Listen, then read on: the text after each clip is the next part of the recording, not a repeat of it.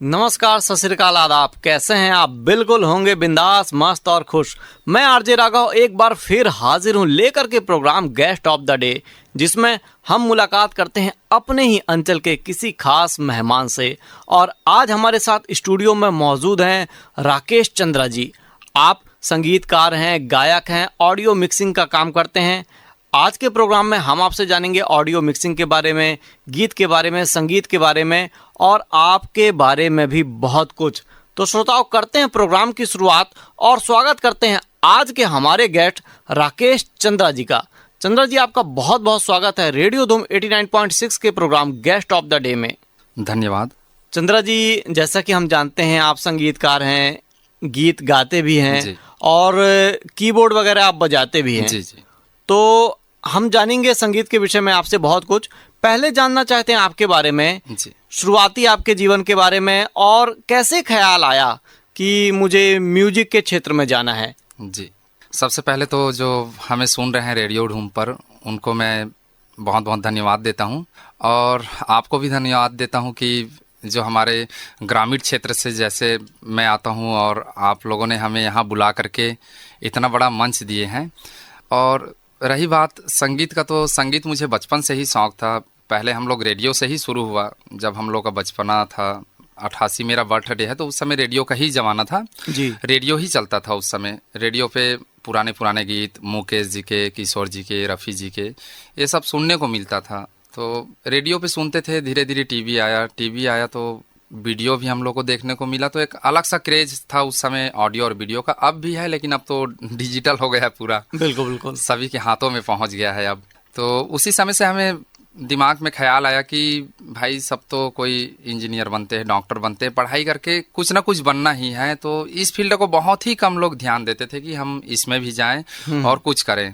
उस समय बहुत ज़्यादा कंपटीशन भी नहीं था इस लाइन पे। तो मैं सोचा कि इस लाइन पे काम किया जाए, और करीब करीब मैं 1994 से इस लाइन पे जुड़ा हुआ हूँ। चंद्र जी, कभी कभी ऐसा होता है कि अधिकतर जो लोग म्यूजिक से जुड़ते हैं उनके पिताजी, माताजी, दादाजी, कई लोग म्यूजिक से रहते हैं। जी। और आपके साथ भी ऐसा है कि आप शुरुआत में इकलौते हैं अपने घर से? नहीं, ऐसा ही है मेरे साथ भी। मेरे पापा भी गायक हैं, रामायण भजन कीर्तन करते थे अपने समय में, बहुत फेमस गायक थे उस समय। क्योंकि उस समय तो पापा लोग हमारे जब कार्यक्रम करते थे, आज भी हम लोग को बताते हैं कि उस समय माइक नहीं था, कंडील जला करके कार्यक्रम करते थे गांव पे। तो उस जमाने के, उस समय के गायक हैं मेरे पापा। तो उन्हीं का आशीर्वाद है, जो मुझे संगीत का नॉलेज मिला वो उनका आशीर्वाद है। बाकी तो आज के डेट में जो हम रिकॉर्डिंग का काम करते हैं, रिकॉर्डिंग का काम कर रहा हूँ, ये सब तो फिर मैं बाहर से ही सीखा हूँ इस सब को। जी। और संगीत की जब हम बात करते हैं तो गाना तो आना चाहिए। कई लोग गाते हैं, सुर में गाते हैं, हम जैसे लोग तो बेसुरा भी गा देते हैं। और मगर कठिन ये है कि कंपोज करना। किसी की लय में गाना आसान है और नई लय बनाना कठिन है। जी। तो कैसे ख्याल आता है कि नई लय बनाना है? क्या तरीका है, क्या प्रक्रिया है इसकी? मान लीजिए जैसे बहुत सारे राग हैं जी, और जितने भी गाने बनते हैं, चाहे वो कोई सा भी लैंग्वेज हो, हिंदी हो गया, छत्तीसगढ़ी हो गया, ओडिया हो गया, भोजपुरी हो गया, हम लोग का झारखंडी हो गया, नागपुरी हो गया, लेकिन जो राग बने हो वो एक है। अच्छा। राग एक है, भले ही भाषा अनेक है, लेकिन राग एक है। तो एग्जाम्पल के लिए मैं एक गीत लेता हूँ। मोर छत्तीसगढ़ लकई थे भैया धान के कटोरा, मोर छत्तीसगढ़ लकई थे वो दीदी धान के कटोरा। ये गीत हो गया। जैसे हमें इसको कंपोज करना है। अब हम इसका देखेंगे कि ये कौन से हमारे राग पे जा रहा है। अगर किसी राग पे आ रहा है या फिर मिक्स राग पे आ रहा है तो सिंपल सा म्यूजिक बना देंगे। अगर ये किसी राग पे है तो इसको मेहनत करके बढ़िया इसका नोटेशन निकाल करके संगीत बनाएंगे। संगीत बनाने के लिए और रहते हैं मेरे साथ मेरे रिदमिस्ट, सब बैठ के साथ में संगीत बनाते हैं। उसके बाद ये पूरा रिकॉर्डिंग का प्रोसीजर शुरू होता है। तो एक रहता है कि गायन के क्षेत्र में कोर्स करना। जी। और हमें जानकारी मिली है कि मिक्सिंग की आपने कोर्स किया, मिक्सिंग का कोर्स किया है आपने। तो उसके बारे में हमें बताएं। जी, मिक्सिंग एक बहुत बड़ा प्रोसीजर है, मिक्सिंग और मास्टरिंग का प्रोसीजर जी। जैसे हम कोई भी सॉन्ग रिकॉर्ड करते हैं, कोई भी सॉन्ग हम बनाते हैं, तो इसमें सबसे बड़ा इम्पोर्टेंट तो है कि अच्छा सॉन्ग बनाए, अच्छा म्यूजिक उसमें दो। लेकिन उसके बाद सबसे बड़ा इम्पोर्टेंट है उसको अच्छा मिक्स करना, अच्छा मास्टरिंग करना। उसके बाद हम उसको तैयार करते हैं मार्केट में लॉन्च करने के लिए। तो मिक्सिंग का प्रोसेस मेरा 2015 से शुरू हुआ है। उसी समय मैं रांची चला गया। रांची में मेरे सर हैं कुजूर सर करके, उनसे मेरे को सीखने के लिए मिला। और मिक्सिंग तब मुझे समझ आया कि मिक्सिंग बहुत बड़ा इम्पॉर्टेंट चीज़ है। हम किसी भी सॉन्ग को बना तो लेते हैं बट उसको अच्छे से मिक्स नहीं कर पाते हैं, अच्छे से मास्टरिंग नहीं कर पाते हैं। उस कारण हमारा अच्छा सॉन्ग बेकार हो जाता है क्योंकि उसमें सही मिक्सिंग नहीं है, सही मास्टरिंग नहीं है। तो कितने वर्ष का कोर्स होता है ये? जी, ये तो होने के लिए 5 साल का पूरा कोर्स है, जिसमें आपको इंजीनियरिंग का सर्टिफिकेट भी देंगे, साउंड ऑफ आइडियाज़ करके है। तो इसमें 5 साल का अगर कोर्स करते हैं तो एक डिग्री भी मिल जाएगा इंजीनियरिंग का। नाम क्या है? बीटेक नाम से रहता है, बी नाम से रहता है? हाँ हाँ, बीटेक करके ही रहता है ये, और बी करके रहता है। बीई इन? हाँ, बी इन, और साउंड आइडियाज ऑफ, अच्छा। ये करके रहता है। इसका मेन ब्रांच है बॉम्बे में, जिसका मतलब छोटा छोटा डिपार्टमेंट जैसे हर राज्य में दे दिए हैं कि आदमी जो हमारे पास बॉम्बे नहीं आ सकते वो वहीं जाके कर सके। हेड ऑफिस मुंबई है हाँ, और हेड ब्रांचेस हैं हाँ, अलग-अलग ब्रांच जगह में। ऑफिस, हेड ऑफिस मुंबई है इसका। जी जी। तो वहाँ मैं 3 साल का कोर्स किया। 3 साल पे मुझे जितना भी समझ आया, जितना मैं सीख सका, तो आज मेरे काम के हिसाब से जो पब्लिक से मुझे रिस्पांस मिलता है उतना ठीक है मेरे लिए। चलिए बढ़िया है। और हमने सुना है कि आपने सैकड़ों गाने रिकॉर्ड जी, किए हैं जी। और उसकी मिक्सिंग की है। जी, जी, जी। और अभी आपने जिक्र किया था मास्टरिंग और मिक्सिंग। जी जी जी। मिक्सिंग एक अलग चीज है, मास्टरिंग एक अलग चीज है। अलग चीज है। मास्टरिंग क्या है, आप यदि हमारे श्रोताओं को बताना चाहें तो? मास्टरिंग होता है, ये एक लेबल होता है किसी भी, जैसे हम कोई भी गीत सुनते हैं, रेडियो पे सुने या मोबाइल पे सुने, हेडफोन पे सुनते हैं या फिर घर पे अच्छे स्पीकर पे या कार पे, तो वहाँ डिपेंड करता है कि हम मास्टरिंग लेवल LUFS कितना सेट किए हैं। जैसे अभी यूट्यूब लेता है -14। अच्छा। -14 यूट्यूब का LUFS है। वैसे ही अलग अलग प्लेटफॉर्म है जिसका अलग अलग LUFS होता है। प्लस हमारा कोई अलग अलग LUFS नहीं है। अगर हम रिकॉर्डिंग कर रहे हैं और रिकॉर्डिंग करके हमें मार्केट में लॉन्च करना है तो हमारा एक परफेक्ट लेवल होना चाहिए मास्टरिंग का, कि हमें इस लेवल पे हमारे सॉन्ग को बनाना है, इस लेवल पे कंप्रेस करके जो सभी स्पीकर पे अच्छे सुनाई दें। जैसे कोई मोबाइल पे सुन रहा है, कोई हेडफोन पे सुन रहा है, कोई महंगे महंगे स्पीकर में सुनते हैं, कोई 5.1 पे सुनते हैं।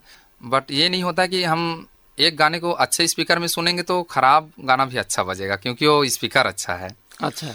लेकिन हम उसी गीत को मोबाइल पे सुने तो वैसा ही साउंड करना चाहिए जैसे अच्छे स्पीकर पे कर रहे हैं। तो इसी के लिए यहाँ मास्टरिंग का हम लोग को ज़रूरत पड़ता है कि सॉन्ग को हम मास्टरिंग करके वही लेवल दें, वो हर स्पीकर पे अच्छे बजे। स्पीकर की आपने बात कही जी, तो जी। 5.1 होते हैं, जी, 5 जी, in जी। 1 होते जी, हैं, जी, 2 जी। in 1 होते हैं। जी। तो मिक्सिंग करते समय इसका ध्यान रखना पड़ता है कि पांचों में अलग अलग सुनाई दे कि एक जैसा सुनाई दे। जी, जी, जी। कभी कभी हम सुनते हैं कि आवाज यहाँ से आ रही है, म्यूजिक यहाँ से आ रही जी, है। जी। ये तो होता है 5.1 होता है ये, जी। और 7.1 भी अब आ गया है मार्केट में, लेकिन मैं तो 5.1 तक ही अभी काम कर रहा हूँ मैं। तो इसमें होता क्या है कि स्टीरियो भी होता है। जैसे हम लोग हेडफोन पे सुनते हैं, स्टूडियो साउंड है। प्लस घर पे कोई कोई शौकीन होते हैं, अच्छा साउंड सिस्टम रखते हैं जो 5.1 का रखते हैं सेटअप, तो उनके लिए फिर अलग डिज़ाइन करना पड़ता है साउंड को मिक्सिंग से। उनको हमें ये ख्याल रखना रहता है कि कौन सा साउंड लेफ्ट दें, कौन सा राइट दें, कौन सा सेंटर दें। तो ये सबका मिक्सिंग में ख्याल रखना पड़ता है। अच्छा, इसका मास्टरिंग से कोई लेना देना नहीं मास्टरिंग से कोई लेना देने नहीं है। मास्टरिंग का जो एक तरीका है वो सब में लागू होता है। और हमें पता चल रहा है कि आप मास्टर हैं हर क्षेत्र में। हम प्रोग्राम में आगे बढ़ते हैं और आपसे जानना चाहते हैं कि ये तो मिक्सिंग के लिए आपने कोर्स किया, जी। संगीत में आपने राग की बात की, जी। अलग अलग राग होते हैं, जी। उसके लिए भी आपने कोई कोर्स किया है कि विरासत में ही आपको संगीत मिला है? इसका भी एक बहुत बड़ा कहानी है जी। और मैं सुनाना चाहूँगा, क्योंकि जो हमें सुन रहे हैं और जो संगीत लाइन से जुड़े हुए हैं उनको ये बहुत बड़ा फायदा होगा। उनके लिए समझिए रामबाण का काम करेगा ये। अच्छा। मैं करीब 2004 से गाना शुरू किया हूँ। हल्का फुल्का गाता था, मुझे गिने चुने 4 सॉन्ग गाना आता था। एक दिन हमारे गांव में किसी के यहाँ घर का गृह प्रवेश जो करते हैं, घर का प्रवेश करना था उनको, और हमारे गांव में लाइट चला गया। तो वहाँ कुछ भजन कीर्तन करने आने वाले थे गांव से, वो नहीं आ पाए। हम लोग कहीं एक जगह मंडली अपना बिठा करके सीखते थे। गर्मी का दिन था तो अब उनके यहाँ आए नहीं, उनको पूजा करवाना था। जैसे गांव में रामायण होता है तो उनको पूजा करवाना था, तो कोई गाने के लिए नहीं आए। इसलिए नहीं आए क्योंकि लाइट नहीं है तो क्या कार्यक्रम होगा बोल के।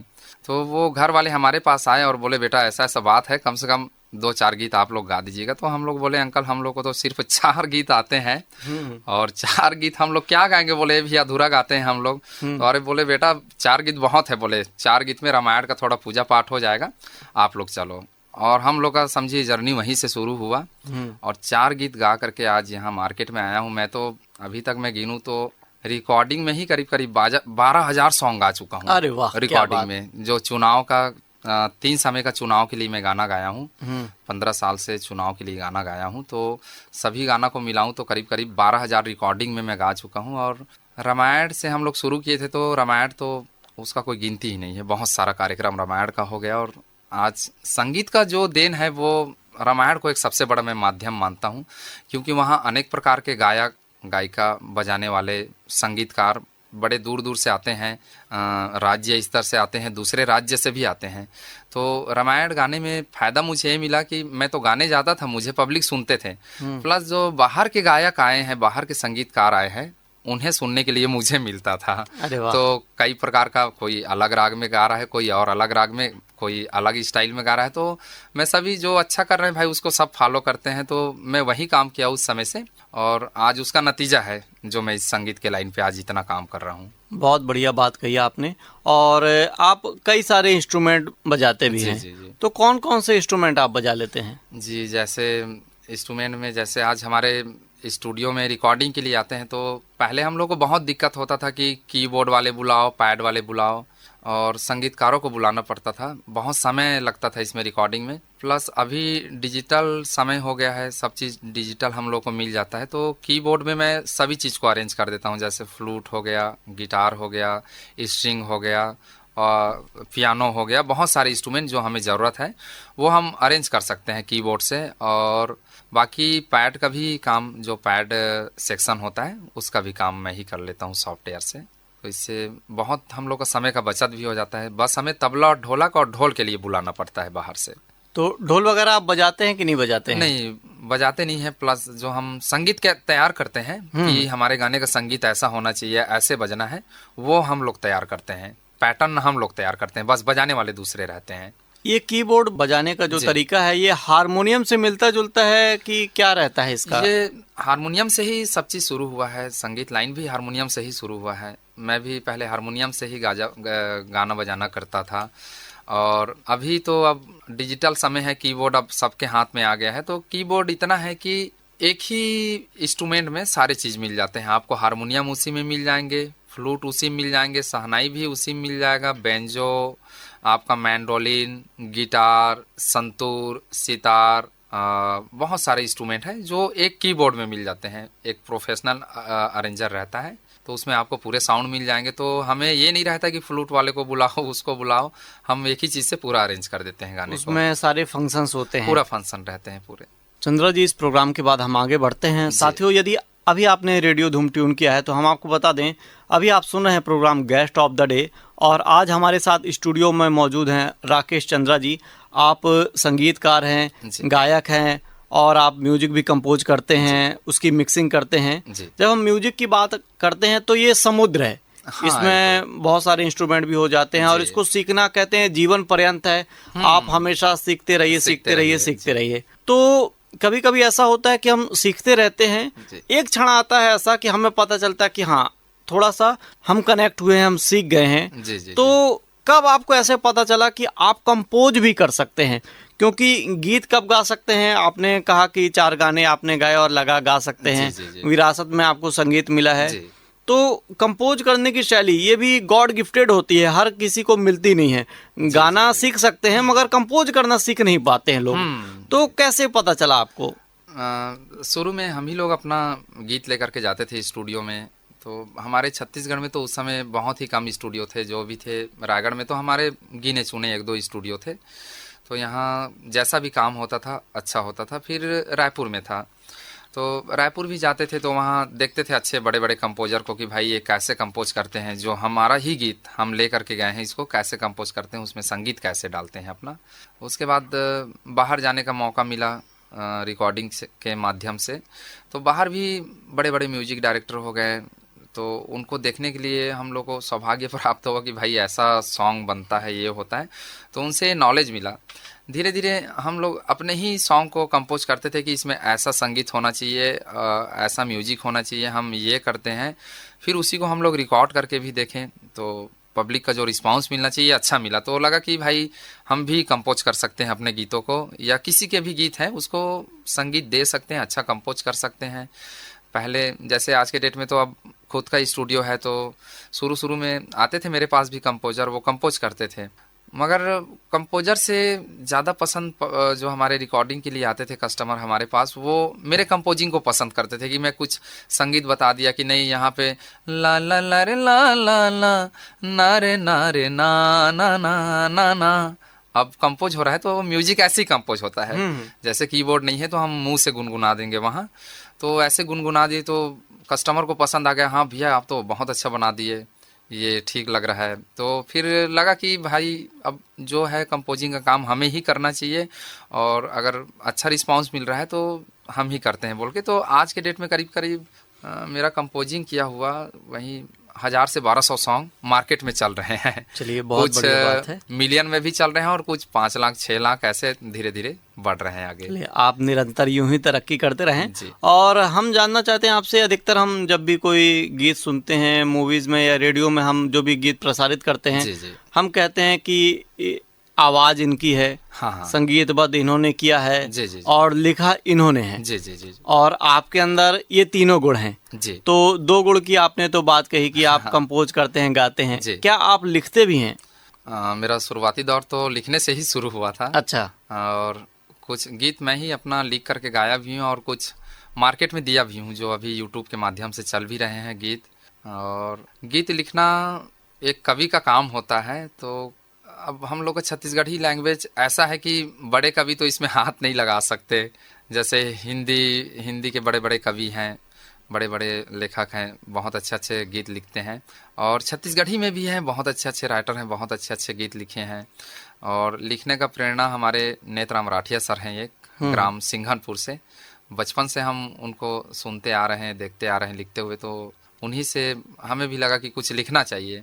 और वास्तविक में मैं अपना जो शुरुआती हुआ है इस लाइन पे आने का, वो गाने लिखने से ही शुरू हुआ है। क्या बात, लिखना बहुत कठिन काम है। और किसी ने कहा है कि आत्मा के सौंदर्य का शब्द रूप है काव्य, आदमी होना भाग्य है, कवि होना सौभाग्य। सौभाग्य। तो सही। बहुत कम लोगों को मिलता है ये हुनर, गॉड गिफ्टेड होता है, माँ सरस्वती की कृपा होती है, तभी आप ऐसा लिख पाते हैं। जी। और जब हम म्यूजिक में करियर बनाने की बात करते हैं तो जैसा आपने शुरुआत में कहा कि लोग इसमें कम रुचि रखते थे, डॉक्टर बनते हैं, इंजीनियर बनते हैं। हाँ। तो एक समय था केवल शौक के लिए लोग म्यूजिक में आना चाहते थे, और अभी करियर भी बन जाता है। तो आप इस बदलाव को कैसे देखते हैं? और जो अभी अभी म्यूजिक कंपोज करते हैं, जो गीत गाते हैं, नवयुवक, उनसे आप क्या कहना चाहेंगे? मैं तो जो हमें सुन रहे हैं, मैं इतना ही कहना चाहूँगा कि 2005 से पीछे की बात है कि उस समय प्लेटफॉर्म मिलना हर सिंगर को बहुत ही बड़ा दिक्कत वाली बात थी। और यूट्यूब तो उसी समय से शुरू हो गया था।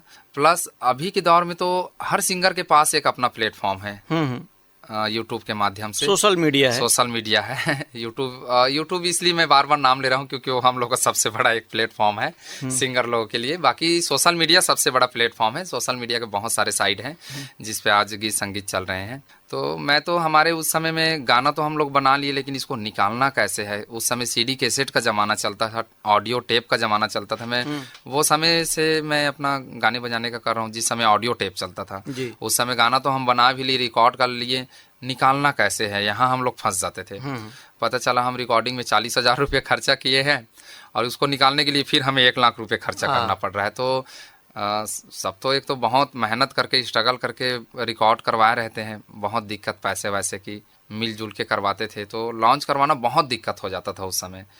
मगर मैं अभी 2010 के बाद में देखा हूँ कि गाने बना लिए, ठीक है, गाने में जो भी खर्चा आ रहा है आज के डेट में, लेकिन निकालने के लिए कोई दिक्कत नहीं है क्योंकि उसको 100 प्लेटफॉर्म है उसके पास। 10 नहीं 100 प्लेटफॉर्म है।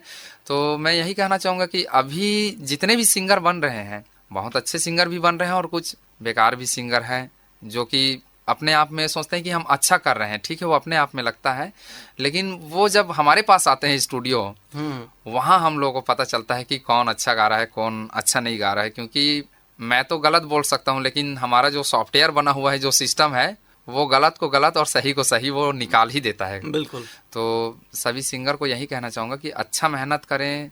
अभी तो सोशल मीडिया से अच्छे अच्छे सीखने के लिए प्लेटफॉर्म है, अच्छा सीखें और अच्छा कंपोजिंग करें, अच्छा रिकॉर्ड करके मार्केट में अपना प्लेटफॉर्म तो है अपने खुद के पास, लॉन्च करके अपना करियर बना सकते हैं। रियाज कितना ज़रूरी हो जाता है, क्योंकि हम अधिकतर देखते हैं बहुत समय जी, जी। तक लोग रियाज करते हैं, जो आपकी सरगम होती है उसको जी, जी, बहुत जी। बार अभ्यास करते हैं, फिर कहीं जाके गला खुलता है। जी, जी, और जी। जब हम सरगम की बात करते हैं तो हमने सुना है कोई लो में रहता है, फिर मिडिल में जी, रहता है, जी, फिर जी। हाई में रहता है, जी, जी, एक जी। स्केल होती है। तो आपकी स्केल क्या है और लोगों को कैसे चुनना चाहिए कि उनकी स्केल ये हो सकती है? क्योंकि अधिकतर हम ये भी सुने हैं कि यदि आपकी स्केल दूसरी है जी, जी। और आप दूसरे स्केल में कोशिश भी करेंगे जी, जी, जी, तो जी। वो मजा नहीं आ पाएगा। स्केल का तो ऐसा कुछ तो नहीं रहता है कि इसके लिए होना चाहिए। प्लस जो गायक हैं उनको ये होना चाहिए कि हम इतने नोट तक गा सकते हैं, मध्य तार हो गया, मध्य हो गया या मद्र हो गया। स्केल हो गया अपना सी शार्प हो गया, एफ मेजर हो गया, एफ शार्प मेजर हो गया, जी मेजर, गाने के हिसाब से कोई भी चुन सकते हैं। बाकी रही बात यहाँ रियाज की, तो रियाज तो सिंगर को करना चाहिए, डेली करना चाहिए, रियाज ज़रूरी है। क्योंकि अच्छा गाना गाना है तो रियाज बहुत ही ज़रूरी है। हर समय के हिसाब से रियाज का अलग अलग तरीका होता है। अच्छा, हाँ, हर घंटे में समय के हिसाब से चेंज हो जाता है, हर घंटे में। क्या क्या हो सकते हैं यदि आप आ, हमें बताना चाहें तो? जैसे प्रातः काल में करते हैं तो अलंकार वगैरह हो गया तो बहुत अच्छा रहता है, जिसमें सरगम आते हैं। सारे गामा पा धा नी सा, सा नी धा पा मा गा रे सा, सारे गा रे गा मा पा मा पा धा नी सा नी धा पा मा गा रे सा। और अधिकतर जब हम आवाज की बात करते जी, हैं तो जी, जी। कभी कभी ऐसा होता है, कई लोगों की आवाज बहुत अच्छी रहती है मगर जी। संगीत का ज्ञान नहीं होता, हाँ, संगीत तो का ज्ञान। आप सही तरीके से नहीं गा सकते। जी, जी, तो जी, जी। संगीत तो सीख सकते हैं, जी। मगर यदि किसी की आवाज अच्छी नहीं है, जी, जी, मोटी जी। आवाज जी, है जी, या जी, कुछ जी। वैसी नहीं है, मधुर जी। नहीं है, जी, जी। तो क्या तरीका हो सकता है कि अपनी आवाज में थोड़ा सा बदलाव लाया जा सके? जी, जी, जी। पूरी तो चेंज नहीं हो सकती है, हाँ, मगर हाँ। थोड़ा सा उसको जो शार्पनेस अपन उसकी बढ़ा सकते हैं, हाँ, हाँ, जो हाँ। कर्कश ध्वनि रहती है उसको मधुर किया जा सकता है। कोई आपके नज़र में कोई उपाय है, कोई नुस्खा है तो बता देंगे। जैसे बहुत जने सिंगर होते हैं तो उनका आवाज़ किसी का बहुत मोटा ही रहता है, किसी का पतला भी रहता है। मैं तो रिकॉर्डिंग करता हूँ तो मेरे को अनेक प्रकार के वोकल पे काम करने के लिए मौका मिलता है। तो जैसे सिंगर हैं, अगर किसी का पतला है तो उनको बेस लाना है, तो बेस तो उनको स्केल उतार करके गाना पड़ेगा। जैसे किसी गाने के एग्जांपल दूं, जैसे गीत है, इसका एग्जांपल देता हूँ और मैं ही अपने आवाज़ पे उस एग्जांपल को गा के मैं बताता हूँ। स्वागत। हो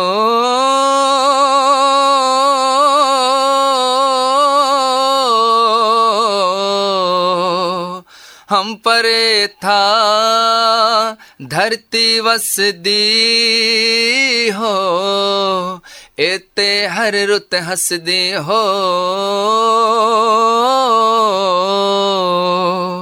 तो ये हो गया तान पाठ। यहाँ सुन रहे हैं कि मेरा आवाज पतला हो गया। अब जैसे हम गाने पे घुसते हैं, धरती सुनहरी अंबर नीला हो, धरती सुनहरी अंबर नीला, हर मौसम रंगीला, ऐसा देश है मेरा हो, ऐसा देश है मेरा, ऐसा देश है मेरा, हाँ ऐसा देश है मेरा। इसको बोलते हैं बेस पार्ट। अच्छा, तो गायक को ये ध्यान देना चाहिए, अगर हम लोग का आवाज बेस है ज़्यादा तो हमें जो नोट चूज करना है तो हमें हाई नोट, जैसे जी शार्प हो गया, G sharp major, B flat हो गया, इस पे हम लोग को तैयारी करना चाहिए। तो इसका फायदा ये होगा कि जो मोटा गला है उस पर एक खिंचाव आएगा गाने पे और वो पतला हो जाएगा वॉइस। अगर हमें पता चला कि हमारा वोकल पतला है बहुत ज़्यादा, तो हम लोग को नीचे स्केल ट्राई करना चाहिए। एफ शार्प मेजर हो गया, एफ मेजर हो गया, ई मेजर हो गया, ये सब स्केल हैं, तो ये सब हमें यूज करना चाहिए। क्या आप सिखाते भी हैं? नहीं, सिखाने का तो काम नहीं किया हूँ। प्लस जो एडवाइस लेते हैं स्टूडियो में, मुझसे पूछते हैं कि भैया कैसे करें इसको, कैसे कर सकते हैं, तो उनको मैं बताता हूँ कि हाँ आप ऐसा कर सकते हैं। हाँ, मतलब कोई कोचिंग क्लासेस हाँ नहीं लेते हैं, हाँ मगर नहीं। लोग यदि पूछते हैं हाँ तो आप लोग, अपनी राय रख देते हैं। जी जी, मैं अपने राय, और मैं सिर्फ अपना ही राय देता हूँ। अब मुझे ये पता नहीं कि मैं जो कह रहा हूँ वो सही है या गलत है, लेकिन ये मेरा आजमाया हुआ चीज़ है, क्योंकि मैं गाता भी हूँ, गाने के साथ में म्यूजिक भी कंपोज करता हूँ, तो इस सब चीज़ से मैं खुद, मेरे को हाँ लगा कि भाई ये होना चाहिए। जो संगीत का एक पैटर्न है, इसमें ऐसा भी होना चाहिए कि सिंगर को ये सब काम करना चाहिए। आपने म्यूजिक कंपोजिशन की बात कही, तो जी एक जी म्यूजिक को कंपोज करने में जी जी। लगभग कितना समय लगता है? अब एक गाने को कंपोज करना है तो करीब 3 घंटे में पूरे गाने बन के तैयार हो जाते हैं। अच्छा। हाँ, अगर 3.5 घंटे का समय दे दिए तो हम उस गाने को मार्केट में लॉन्च कर सकते हैं अभी के अरे डेट वाह! में, उतना फास्ट काम होता है। तो तुरंत दिमाग में आ जाता है कि जी इसके लिए ये वाली म्यूजिक सही रहेगी, जी जी क्योंकि अधिकतर हम देखते हैं कि लाखों करोड़ों म्यूजिक हैं जी जो जी। गीत के बोल अलग हैं और उनकी धुन अलग है, धुन और अलग है। हमें लगता है कि अपने आप में बहुत कठिन हो जाता है। तो कई संगीतकार हैं, अधिकतर हम बात करते हैं, सुनते हैं, जी जी 1 मिनट में 2 मिनट में म्यूजिक कंपोज कर जी देते जी हैं। जी जी। तो ये एक बहुत कठिन काम हो जाता है। ये कठिन काम तो है, प्लस हम लोग उसी काम को बहुत दिन से करते हुए आ रहे हैं। मुझे 15 साल हो गया इस फील्ड में, रिकॉर्डिंग फील्ड से जुड़े। मैं बहुत मतलब छोटे उम्र से ही मैं सोचा कि मुझे इस लाइन पे जाना है, मतलब जाना है। मैं अपना छोटा मोटा कई ठो मेरा जॉब था, उसको छोड़ के मैं इसी को मैं चुना। मेरे घर वाले भी बोलते थे कि कुछ नहीं है इसमें, बोले इस काम को मत करो। मेरे पापा भी बोले कि कुछ नहीं है, बस बुढ़ापा आएगा तो मेरे टाइप से होना पड़ेगा, बैठना पड़ेगा। मैं बोला पापा नहीं, ऐसा नहीं है, अगर हम मेहनत करें तो इसमें भी सफलता मिलेगा। और ऐसा इसी लाइन पे नहीं है, किसी भी लाइन के लिए हमें जिसमें जाना है उसके लिए तो मेहनत करना ही पड़ता है। और मैं मेहनत किया इस लाइन पे, आज उसका मेरे को रिजल्ट अभी मिला कि भाई मेहनत करने से वास्तविक में है कुछ। और जैसे म्यूजिक हम बनाते हैं, अनेक प्रकार के गीत मार्केट में चल रहे हैं। अभी तो कॉपीराइट का एक ठो जरिया हो गया है कि भाई कॉपीराइट, अगर किसी गाने से किसी गाने का ट्यून भी टच हो रहा है तो तुरंत हम लोग को कॉपीराइट मिल जाता है। और उसको कंपोज करना, सबसे बड़ी बात यह है कि राग, गाने हमारे जिस राग से टच हो रहा है कि हाँ इस राग पे है, एक मिल गया। एग्जाम्पल के लिए जैसे मैं कुछ भी यहाँ गाना गा दूँ, मैं तोर हो गयो दीवाना, मैं तोर हो गयो दीवाना, तेहा हवा सो गोरी रायगढ़ वाली, हो गयो मैं तोर दीवाना। हमें इसका संगीत तैयार करना है। अब मुझे इसका संगीत तुरंत हो गया, मैं इतना गाया, इसका संगीत भी साथ साथ मुझे मिल गया।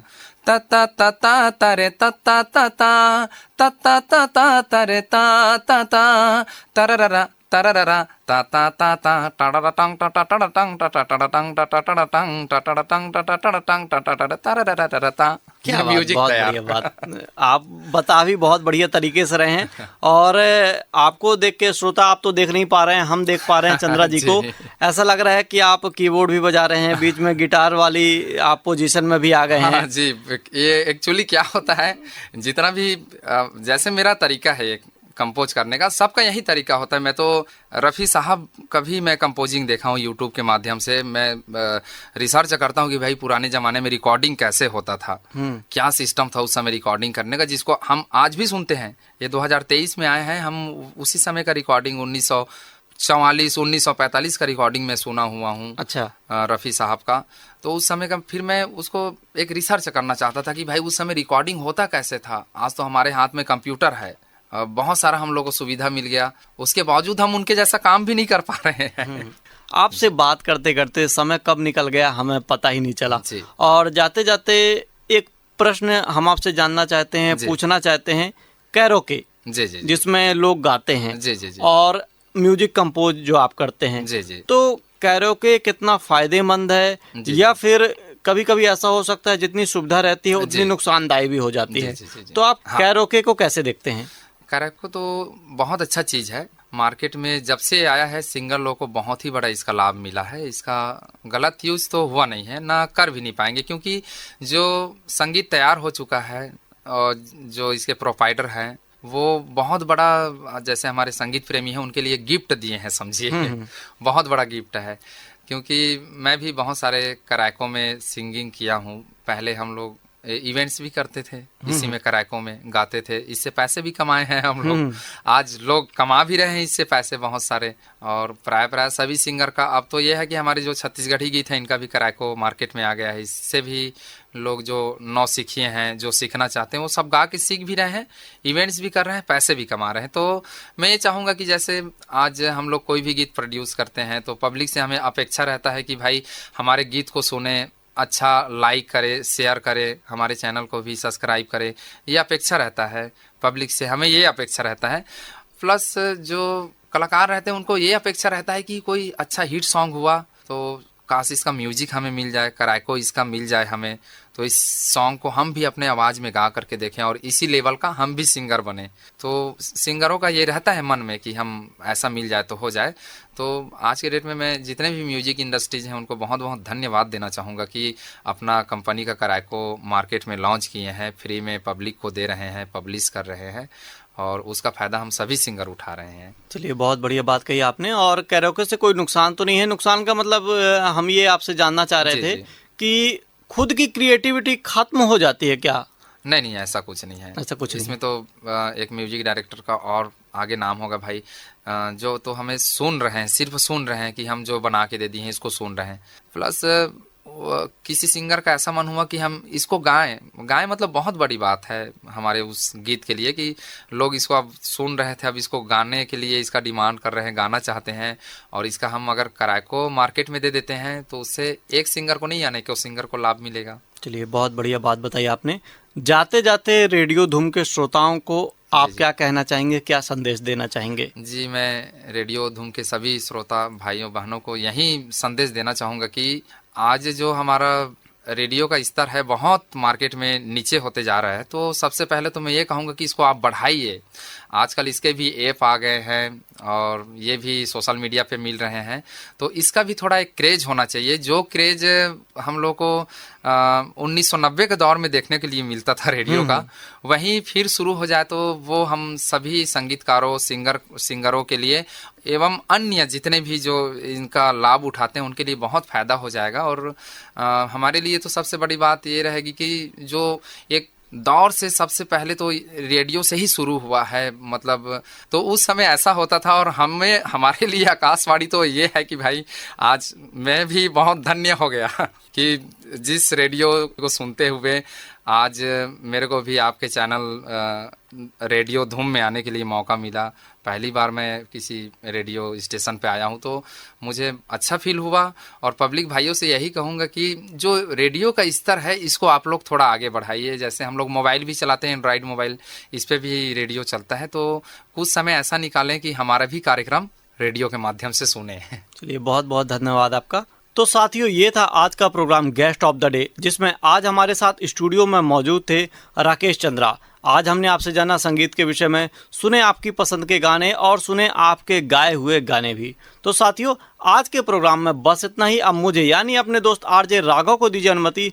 मैं मिलूंगा आपसे फिर किसी प्रोग्राम में। और जाते जाते हम आपको बता दें, आज के इस प्रोग्राम में तकनीकी सहयोग रहा दीपक का। इसका संचालन किया आपके दोस्त आरजे राघव ने और इस प्रोग्राम के प्रस्तुत करता थे रमा शंकर शुक्ला।